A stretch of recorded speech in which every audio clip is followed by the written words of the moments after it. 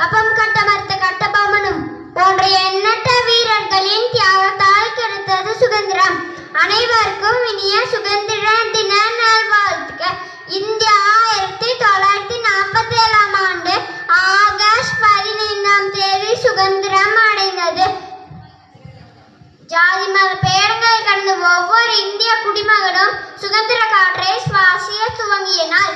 இந்திய போராட்ட வீரர்களுக்கு நன்றி செலுத்தும் நாள் இது.